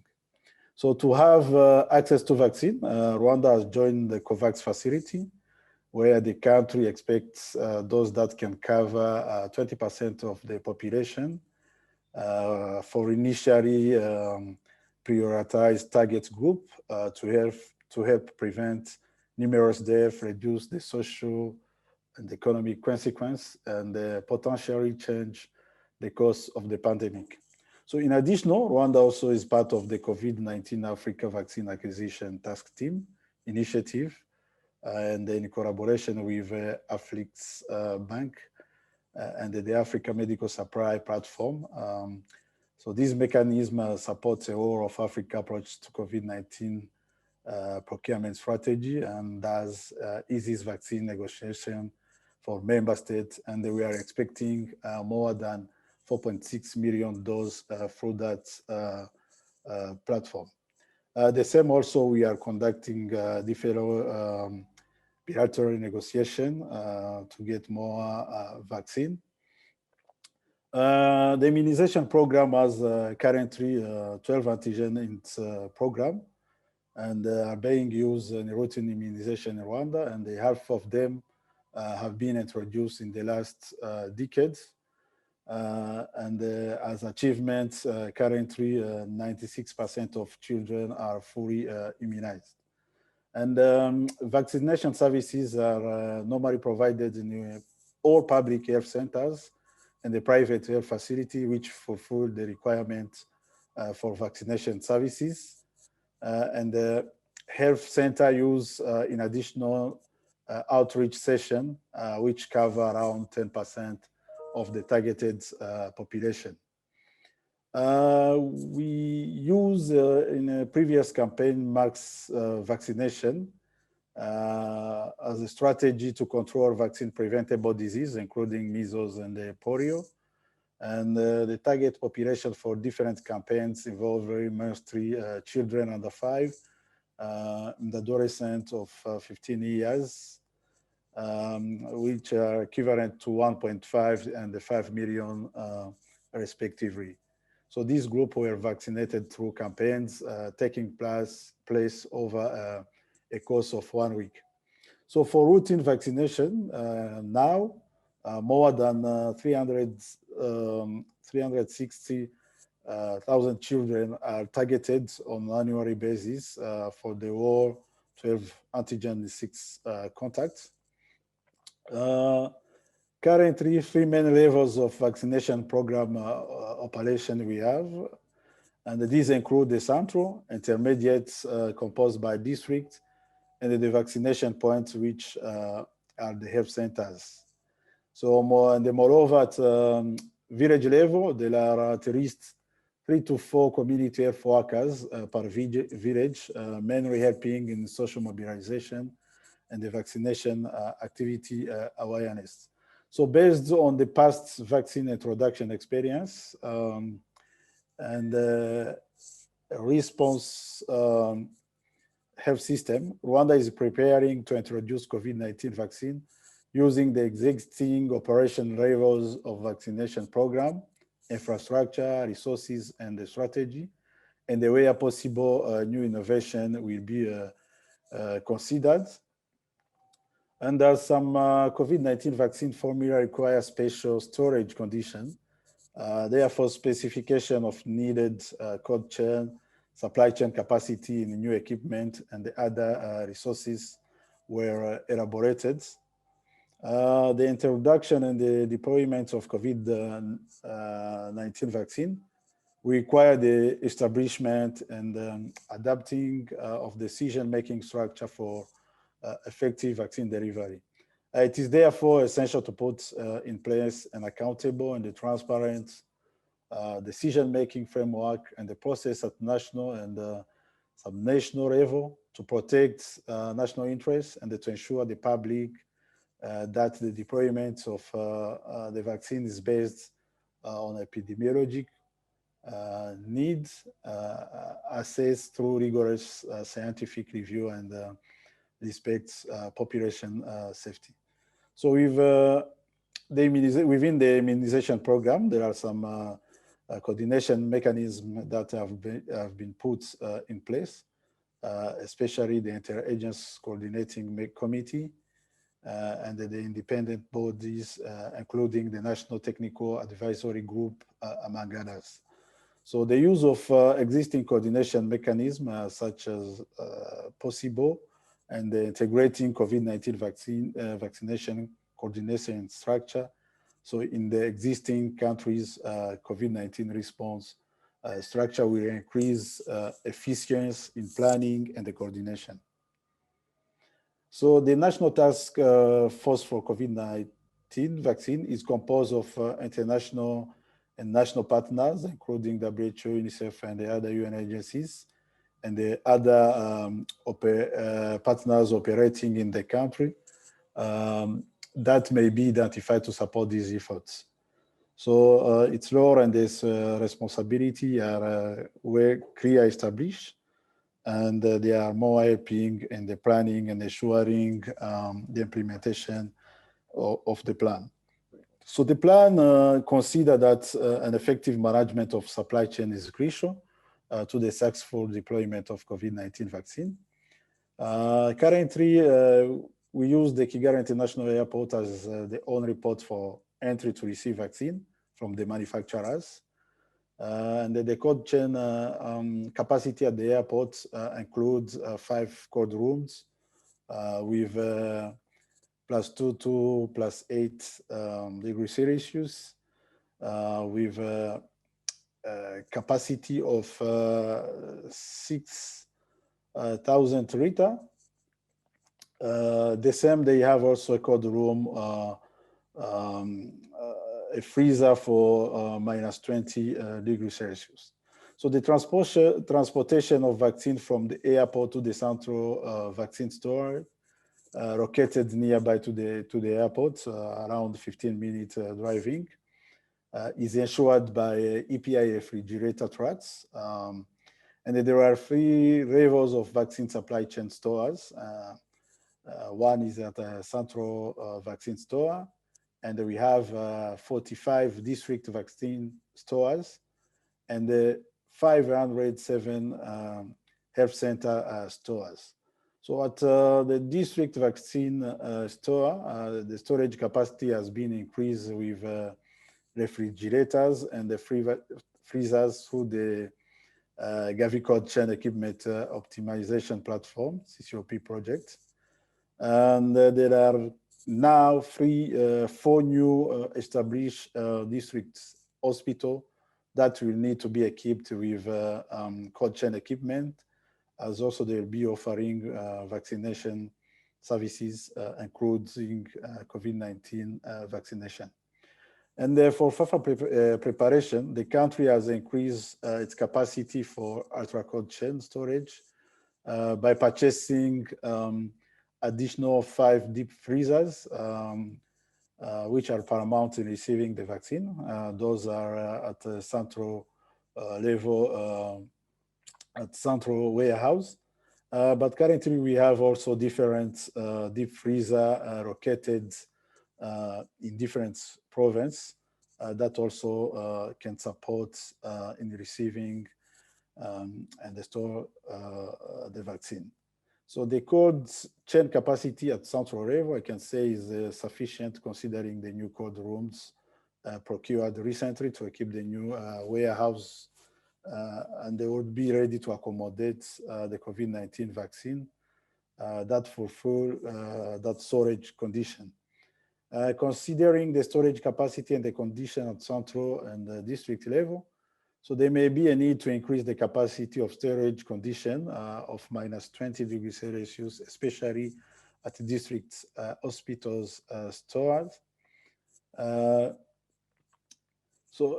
Again, we will need more passive containers to transport vaccine from the central store to districts in case the vaccine to be used requires such temperature range of -60 to -80 degrees Celsius.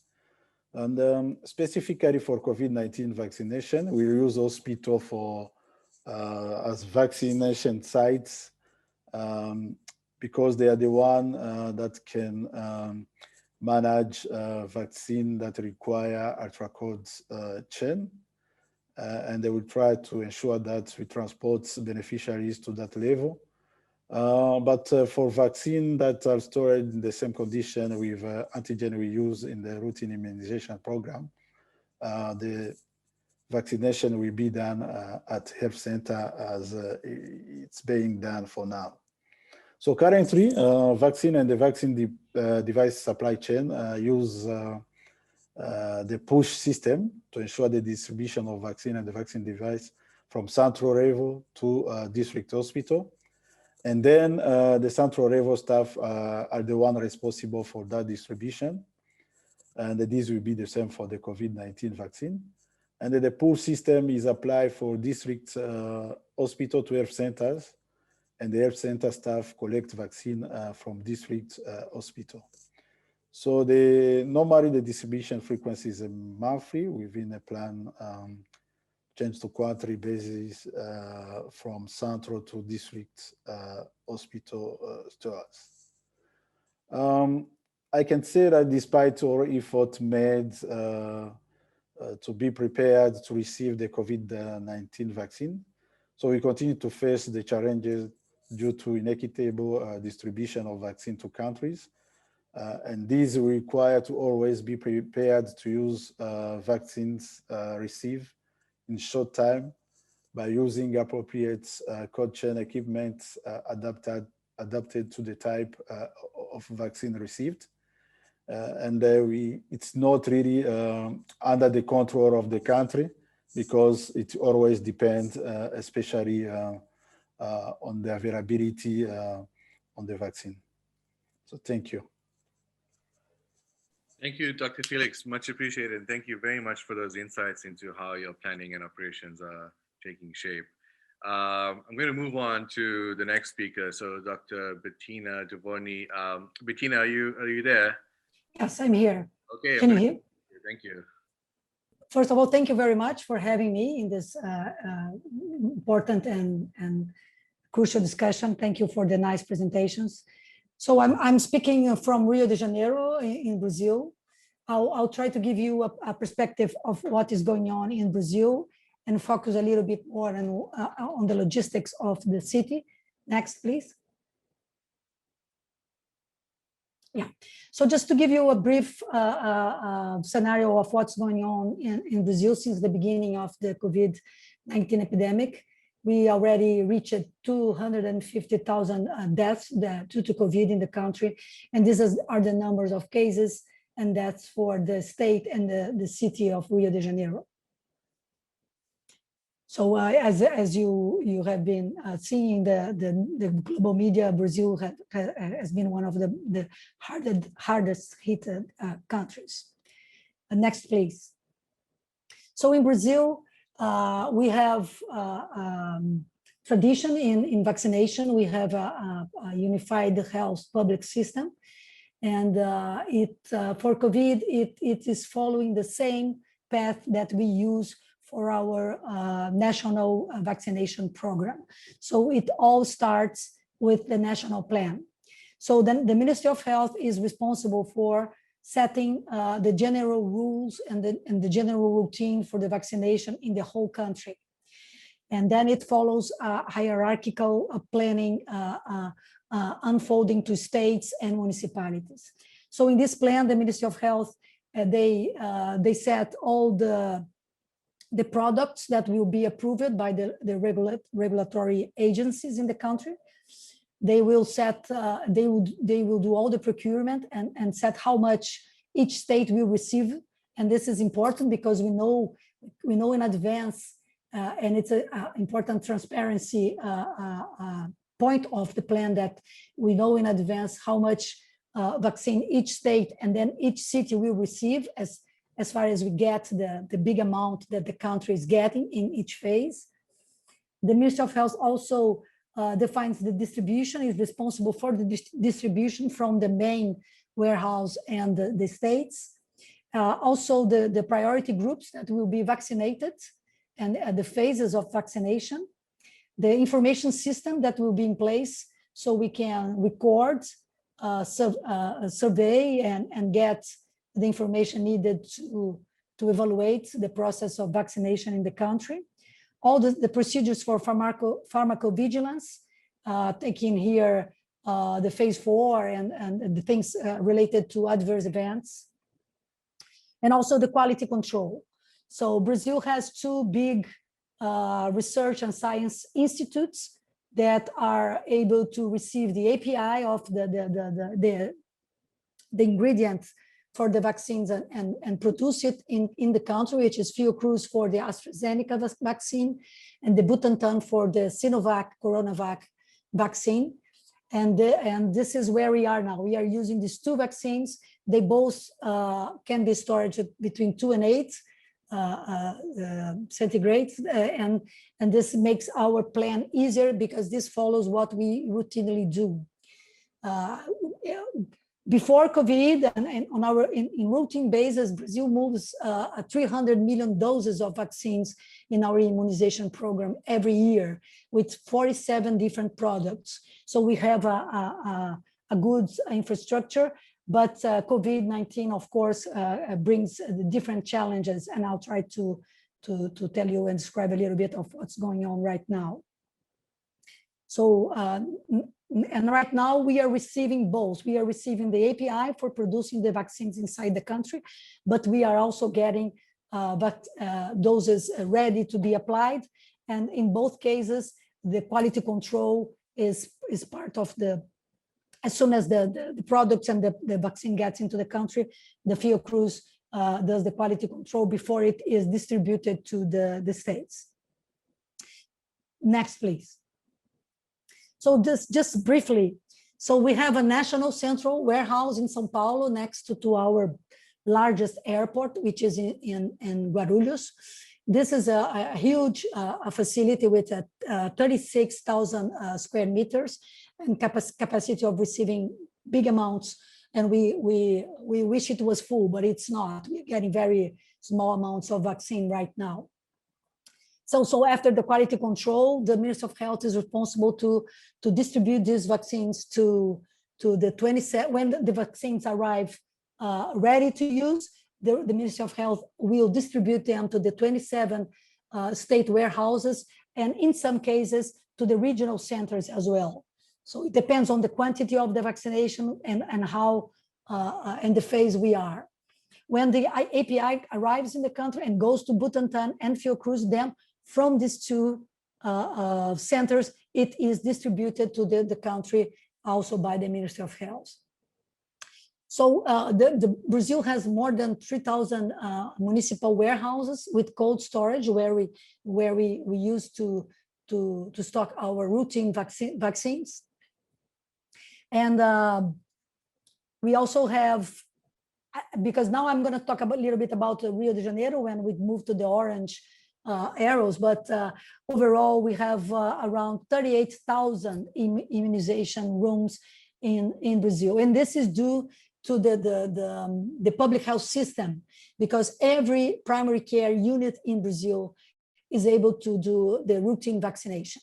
So because we have this organized public health system, which is based on family health teams, all those facilities are able to receive and apply COVID vaccines that can be stored on routine basis, which is 2 to 8 degrees.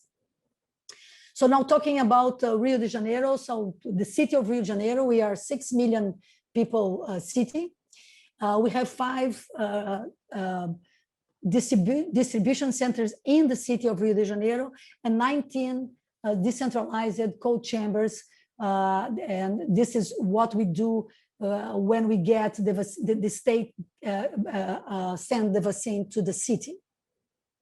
After that, we distribute this to 236 immunization rooms. They all have cold chambers. In the last years, we substitute all the refrigerators to cold chambers that have power shortage protections. So the vaccines can be stored, of course, in smaller quantities in a very local facilities. We have specialized centers that deal with very special vaccines, not only special products, but also for special people that have passed of sensibility to vaccination products. So very special people can be vaccinated in these 2 specialized centers.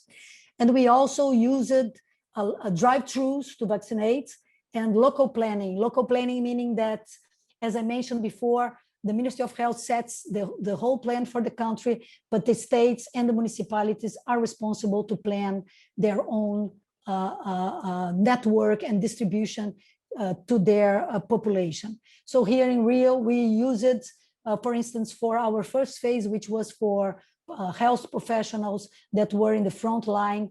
We distributed the vaccine for over 800 different hospitals, meaning public hospitals, but also private hospitals, and we made agreements and we set trainings so that they could vaccinate their own staff.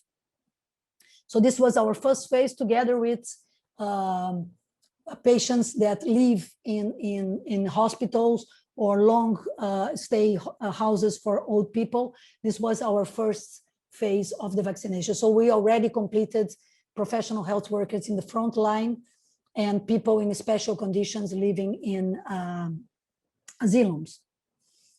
And we used all these facilities, and now we are starting to vaccinate. Can we show the next slide, please? So this is just what I said. So we used different institutions, even we used unions, like the nurse unions or the doctors unions, so that they could help us in this first phase to vaccinate the health professionals. The drive-thrus are especially useful for some kind of population. So this is the general list that the Ministry of Health set for all the states. And of course, so far, all the states are following this list with minor adaptations. And we are here at, so we already covered the institutionalized patients, institutionalized patients with disabilities, indigenous populations, and health workers. And we are starting to vaccinate people over 80. So as I mentioned before, our main challenge and bottleneck is the availability of doses. Brazil has already vaccinated over 5 million people, but this is very tiny compared to our population and capacity. So this is our main constraint now. And as our colleagues mentioned before, we are expecting this to scale up in the next months and the second semester of the year. So we in Rio, we decided to start with a very specific approach because first, this is a very special population. So we started with 1 day for people 99 and over, and then we went down and we run out of vaccines in when we reached 83 years old. But the importance of this is that we could organize our centers and the drive-thrus to receive this very special and fragile population that cannot agglomerate and they cannot wait in long lines. They cannot, and we did a lot of in-house vaccinations. So because we have this fair coverage of family doctors, we already knew for most of the cases where these very old people lived, and we did a lot of vaccinations at home for this special and very old population.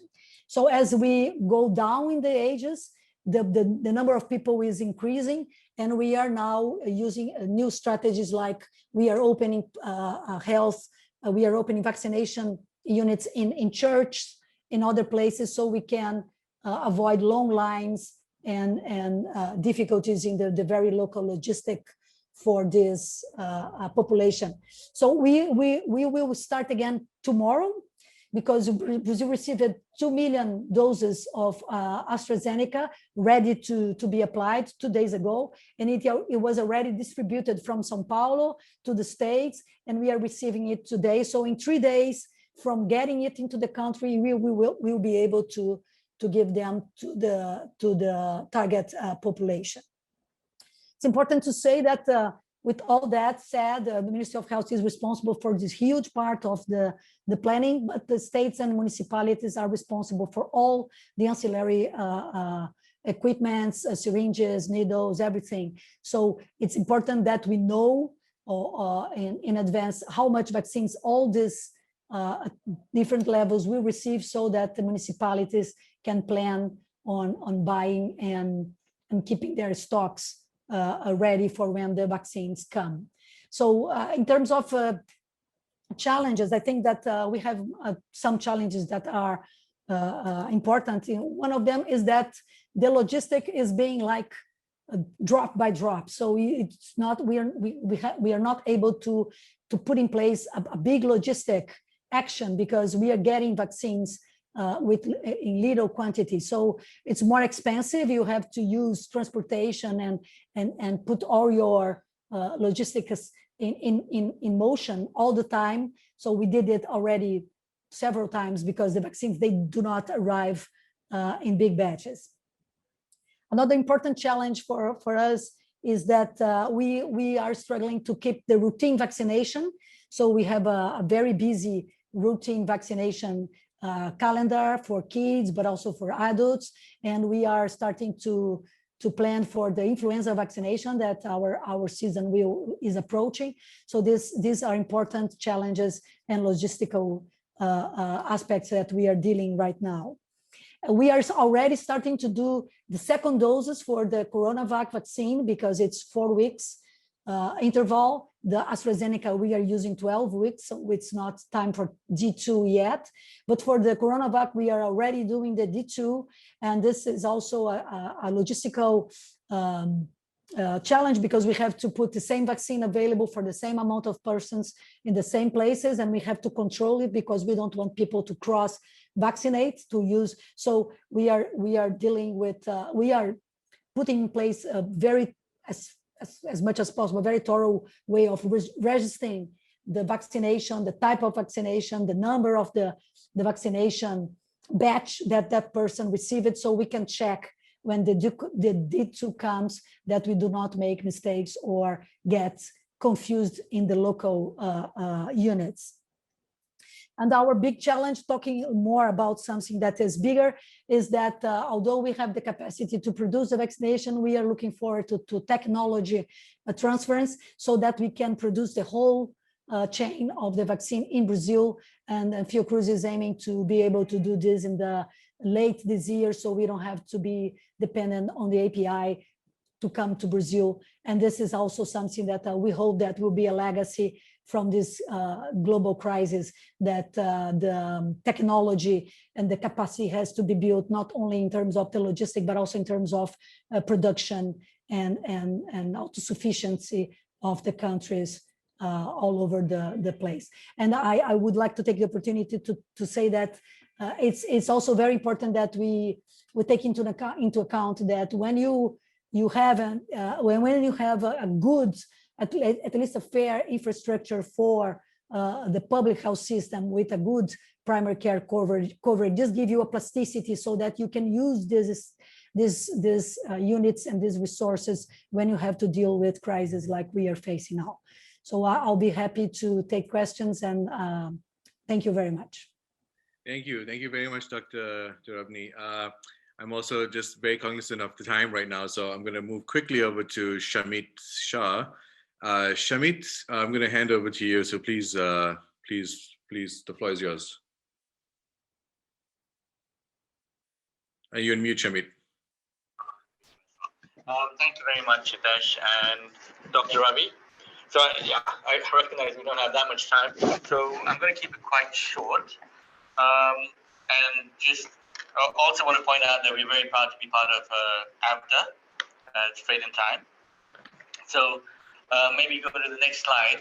And just to introduce Freight in Time, we are actually one of the, in fact, the next slide, well, let's just move on. We are a truly unique African logistics provider with a footprint across 9 countries in East Africa, with our own operations in every airport, port, and border point in the whole region. Now, with respect to humanitarian operations, we were one of the guinea pigs that was the first logistics company receiving PEPFAR products into East Africa in 2004 when it first started. So we've been in this space for a very long time. Over the years, I think we've evolved, and as Trade in Time, we now stand on our own feet as opposed to we're the partners to many of the big global logistics providers. But today, as Trade in Time, we stand on our own feet as a truly African logistics solution provider. And I just want to highlight two projects that are sort of a testimony to that. We've been part of 2 public-private partnerships in Uganda and in Ethiopia, where we've been in Uganda, we were actually part of a pilot that was funded by GAVI and Global Fund to actually take over the last mile cold chain vaccine delivery from the government and see if we could help and improve on those processes. In Ethiopia, we've actually expanded that role, and we're doing last mile delivery of not just cold chain vaccines, but the entire range of medicines in southern Ethiopia in a region called Hawassa. So I think today we have a lot of experience in managing last mile and working with government and with the donors and making and finding ways to make that actually successful. We don't have that much time. I think a lot of the speakers have already touched on all the big challenges. This is unprecedented, and we can't underestimate the challenge. And I think this is something that everybody seems to maybe not realize, this is a huge opportunity. This is really the opportunity for public sector, but also the donor sector organizations to engage with the private sector and develop capacity. We have to very, very quickly, as Dr. Ahmed said, as Mike said, as Alvaro said, we need to build capacity very quickly. Governments take time to build capacity. The donors take time to take decisions. Engaging with the public sector and building surge capacity is very possible. Africa has the right the private sector partners. They exist. The question is, how are we going to make this happen? And how what are the processes and solutions we can put in place very quickly, because this has to be very quick to build that surge capacity. You know, this is no longer business as usual. So some of the questions that we were going to talk about was the donors have to change. We can't take 2 years to make a decision. We have to move quickly. The WFP is moving very quickly. As a UN organization, they have actually mobilized incredible resources and setting up that big hub in Addis, literally in weeks, not even months. I think we need to work out how do we close the loop. The issue is one of the questions, who engages the private sector? I think Mike sort of alluded to this. There's billions of dollars to buy these vaccines. There's billions of dollars to do the upstream logistics and get it to an airport. And yet there isn't really any money for the governments then to manage the really most important part of it, which is the last mile. So if we don't actually address that issue, how do we expect all these governments to manage and find the funding and actually get the product from the airport into cold storage, into then the final mile and get it delivered? So, I think we don't have that much time, but honestly, we have, as Fred in Time, the experience. Within our 9 countries, we can support every single country where we exist. We can manage that last mile, but we won't be the only one. This is much bigger than Fred in Time. This requires many, many private sector partners. The capacity is there.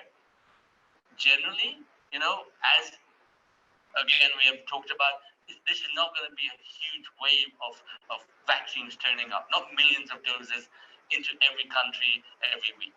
It's going to start with a dribble, and you can build up the capacity. So there is cold storage available. There is distribution available. There are solutions available. So how do we make this happen? I think the donors need to really think about how they approach this, because they're a critical part of the whole solution. Governments as well. So, I'm going to very quickly stop there. I think we don't have that much time, and if you want to do questions, then we would need to try and do that. Thank you. Thank you, Shamit. Ravi, I know we are on time. Can we just take? No, we take 5 more minutes. We can take. I think in some ways, Shamit, you've thrown the gauntlet out there, so I would perhaps pick up on that and ask Mike and Dr. Ouma to respond to that in terms of how do we ensure this rapid scale up, and what could the Africa Union and say GAVI respond to that. I would like to kind of hear that, and then maybe we can take one more question from the audience and then try to wrap this up, Hitesh. Yeah. So could we have all the panelists on the screen, and then maybe Dr. Ouma or Mike, you would respond to the question that Shamit posed about, the challenge. It's a challenge, but it's also an opportunity, and what can be done to leverage the private sector capability more effectively. I think Shamit makes an important point about the role of the private sector as a potential enabler. Countries have, should be able to take advantage of the private sector where it is a solution they feel they need. I will say that, countries do have experience delivering SIAs and delivering campaigns throughout their populations using their public systems. And as we look to make investments, as a number of the commenters have said, is how do we make investments during this period that strengthen the core system that the country is going to use going forward for RI. And for some countries, the right fit is going to be strengthening their existing cold chain and supply chains through investments through GAVI and the World Bank and other donors, so that they can deliver both the COVID vaccine today and the routine immunizations and other vaccines in the future. For some countries, the private sector might be the right solution, and those that want to pursue outsourcing aspects of their distribution and getting down to the last mile, I think that all donors should be supportive of that where that makes sense and that countries have a sustainable long-term plan to take advantage of it. So I think that makes sense. The key thing here is that we have a system that works and that the country can sustain over a long period of time. And I think that that's been GAVI's stance around private sector engagement for years at this point, is how to maximize it where it is country-led and where the country is able to integrate the private sector into the model they want to use for the long term, as opposed to being a solution that the global community throws money at because contracts are easier or something. Ultimately, this is about how the countries want to deliver their vaccine and do so in the most effective way possible. And the global community needs to make sure that and donors need to make sure they're providing the funding and the solutions to make that happen at the scale that's possible. Over. So thank you, Mike. Is Dr. Ouma there to respond, or maybe if he isn't, maybe some of the countries could respond to this issue about what Shamit was addressing about the role of private sector, and because ultimately I think what Mike is saying is left to the country to make that decision about what they want to do. So maybe Dr. Felix, Khadija, or anybody wants to respond to that about the role of private sector. Yeah, so Ravi, if I may. Yeah. Okay, I think for us in South Africa, we have entered into a partnership with the private sector. So it's definitely, one vaccine. There isn't a difference between the private sector, public sector, because of our two-tiered health system. And it very much depends on the vaccine availability. Just in terms of the planning, the thinking, etc., that goes into the vaccine rollout, we are partnering with our private sector.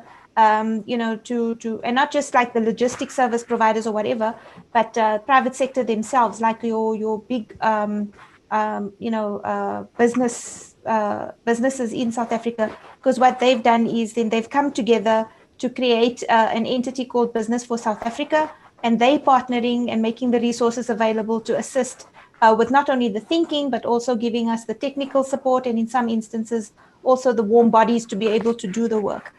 So there's a lot that's going on. Also in terms of the vaccination sites, as we scale up in phase 2 and phase 3, we will leverage off more and more on the private sector capacity that is available, so that we don't overwhelm the current public sector facilities that we are seeing. So we are looking at contracting with, for example, our general practitioners, community pharmacies, and making sure that we upscale the rollout in a way that makes it not only accessible but also equitable for everybody in South Africa.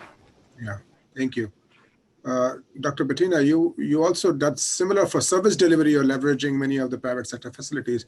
Could you speak to what is happening in Brazil on the logistics side of things, the space that Shamit's company occupies, that space? How do you leverage the private sector? Yeah. Well, we have, for instance, all these big logistical facilities that I mentioned. They are hired. Those are private companies that are contracted by the Ministry of Health. Okay. But all the planning, all the things that have to be done are a mandate of the Ministry of Health. So we have now different private partnerships trying to help the country to buy more vaccines or to enhance our capacity to produce more vaccines.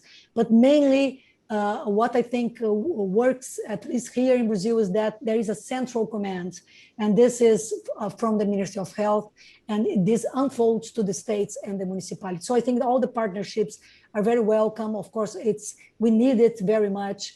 There are a lot of things that can be exchanged and from both sides.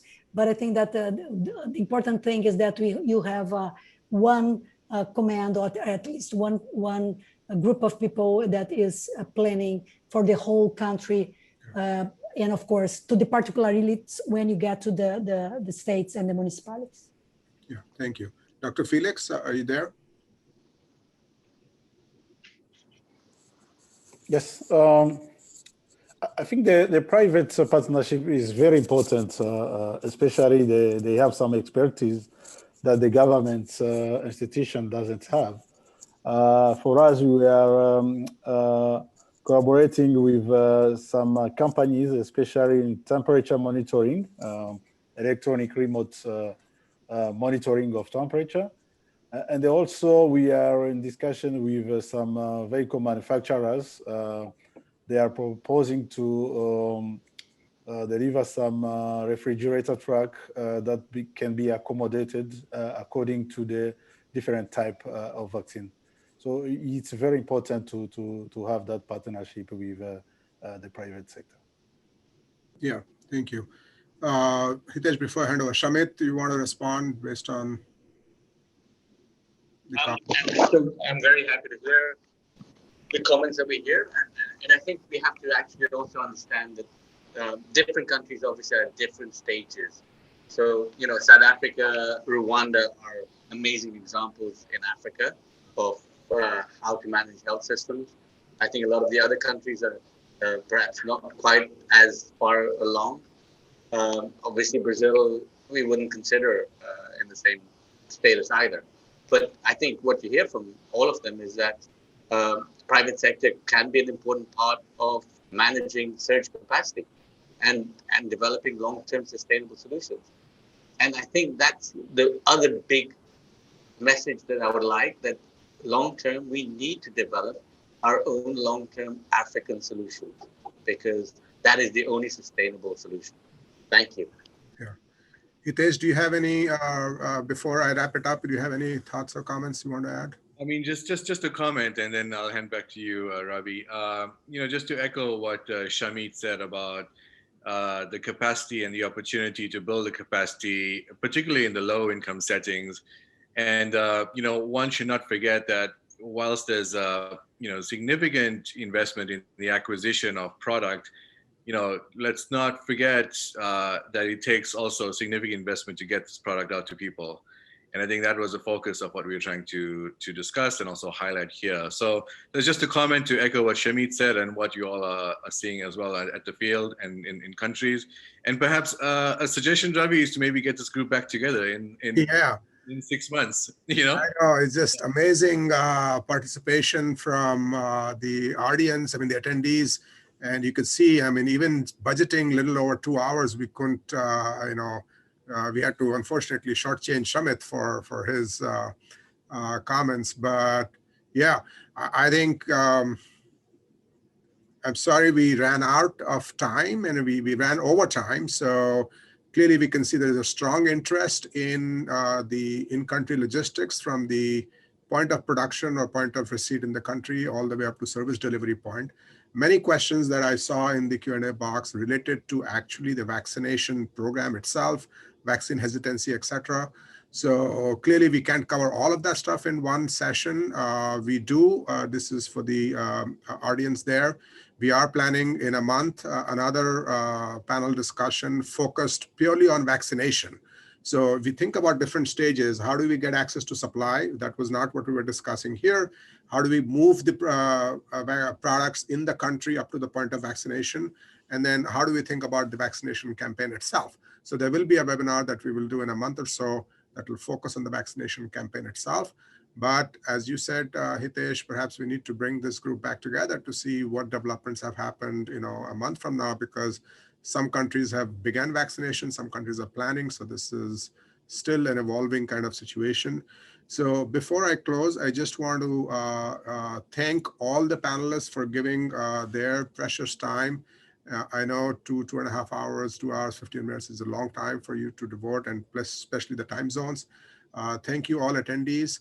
I just also want to acknowledge that this wouldn't have been possible without the backend support from Sherry Phillip, who manages all of the Zoom platform for us, and Sue Booth, who does all the backend admin logistics, as well as want to give my thanks to the 2 interpreters who have been doing this live interpretation from Babel Logistics.